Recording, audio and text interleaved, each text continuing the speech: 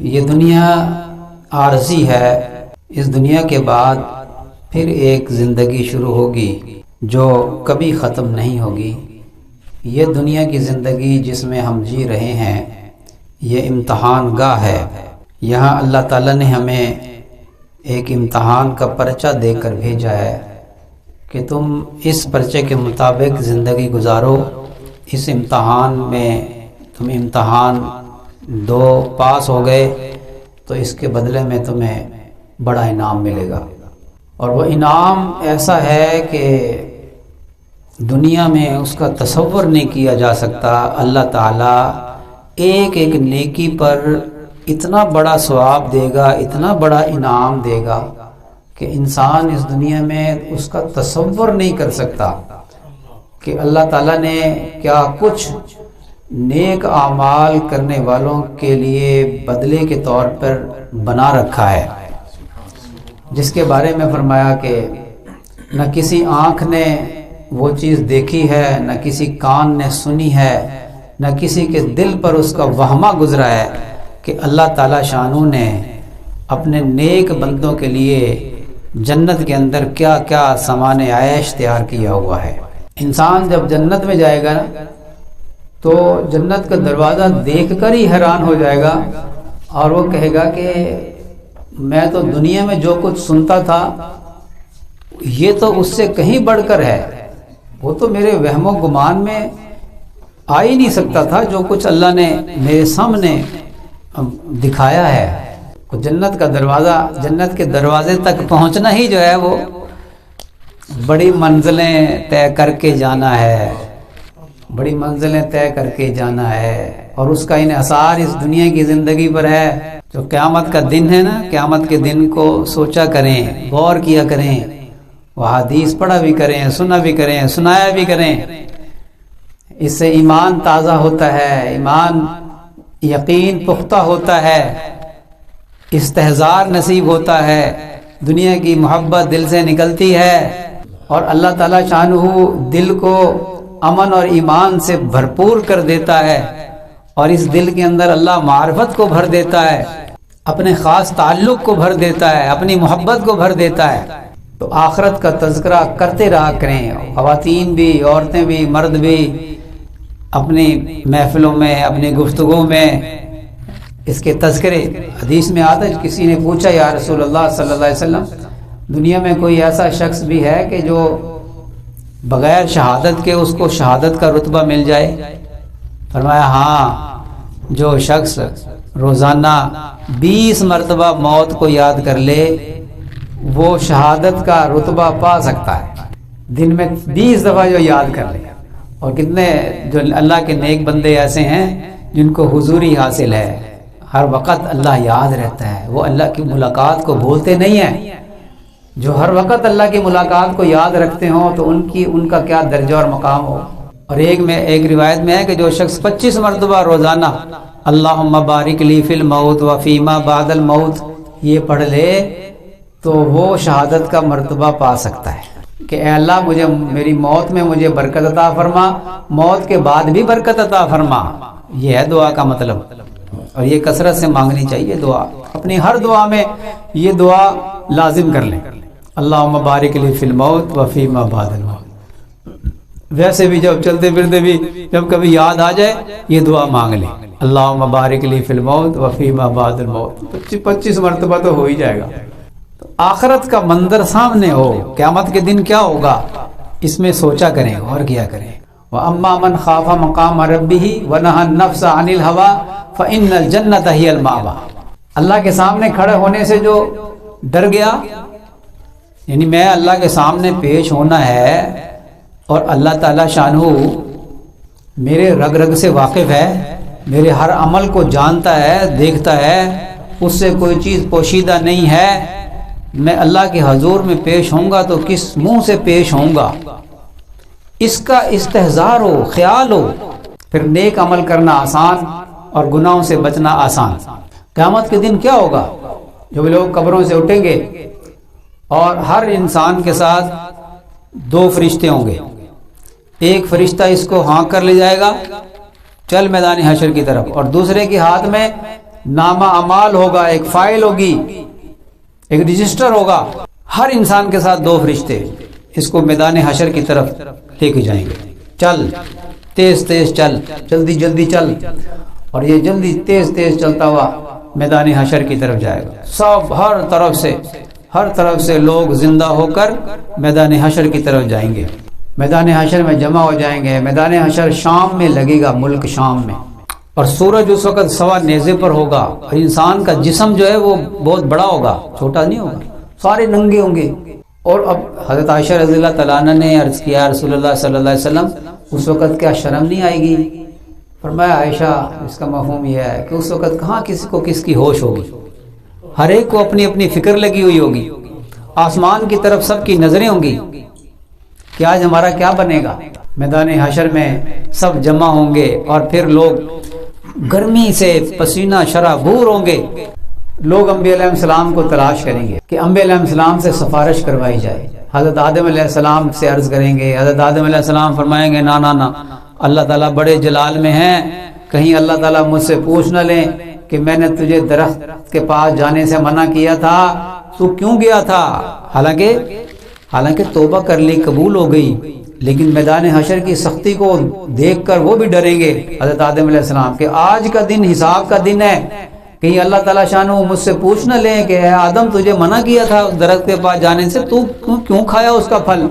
मैं नहीं कर सकता सिफारिश, तुम जाओ हज़रत नूह अलैहिस्सलाम के पास, वो बनी आदम मेरी औलाद में पहले रसूल हैं, साहिब शरीयत रसूल, वरना हज़रत शीस अलैहिस्सलाम हज़रत आदम अलैहिस्सलाम के बेटे थे और वो भी नबी थे, लेकिन साहिब शरीयत रसूल जो थे वो हज़रत नूह अलैहिस्सलाम पहले रसूल थे। तो जाओ उनके पास।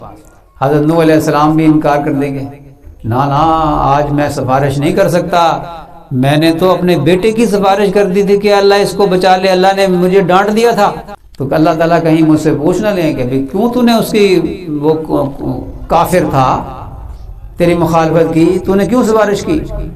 मैं नहीं कर सकता सिफारिश। जाओ तुम हज़रत इब्राहीम अलैहिस्सलाम के पास। हज़रत इब्राहीम अलैहिस्सलाम के पास लोग आएंगे। हज़रत इब्राहीम अलैहिस्सलाम फरमाएंगे, ना ना, आज मैं नहीं सिफारिश कर सकता, अल्लाह मुझसे पूछ न ले, क्योंकि चंद मौके ऐसे थे कि उसमें झूठ का शायबा होता है, क्योंकि अल्लाह ताला कहीं मुझसे पूछ न लें कि ए इब्राहीम तूने क्या झूठ बोला था।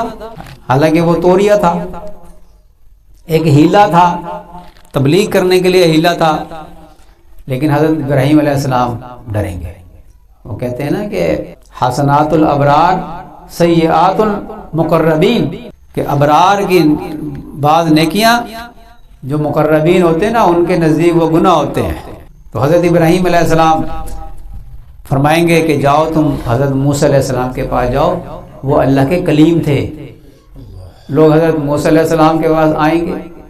हज़रत मूसा अलैहिस्सलाम फरमाएंगे, ना ना, मैंने वो एक किबती को थप्पड़ मार दिया था, घुसन मारा, वो ढेर ही हो गया, मर गया, मेरा तो इरादा नहीं था मारने का, लेकिन वो मर गया।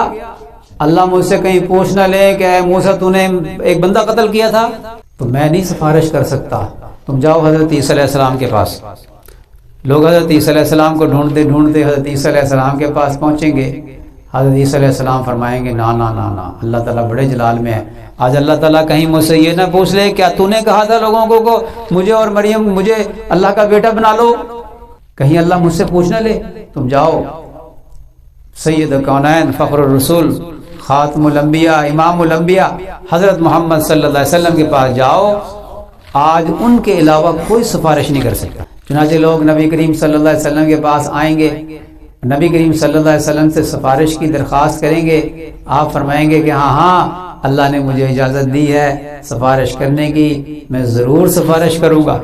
अब नबी करीम सल्लल्लाहु अलैहि वसल्लम सिफारिश करेंगे, ये शफाअत सारी इंसानियत के लिए होगी कि अल्लाह हिसाब शुरू कीजिए। अल्लाह ताला कबूल फरमाएंगे। अल्लाह फरमाएंगे कि बाद रिवायात में आता है कि आपके लिए एक सवारी लाई जाएगी, आप उस पर तशरीफ़ फरमाओगे, वो सवारी उड़ेगी और लोग देखेंगे कि आसमानों में एक सफ़ेद रंग का खूबसूरत महल है, आपकी सवारी उस महल के अंदर दाखिल हो जाएगी اور اس میں جا کر آپ سجدہ ریز ہوں گے اور ایسی دعائیں مانگیں گے کہ جس کے بارے میں فرمایا کہ مجھے اللہ تعالیٰ اسی وقت القا فرمائے گا، میں اس دعا کو آج جانتا ہی نہیں ہوں، اللہ تعالیٰ اسی وقت وہ دعائیں میرے دل میں ڈالے گا۔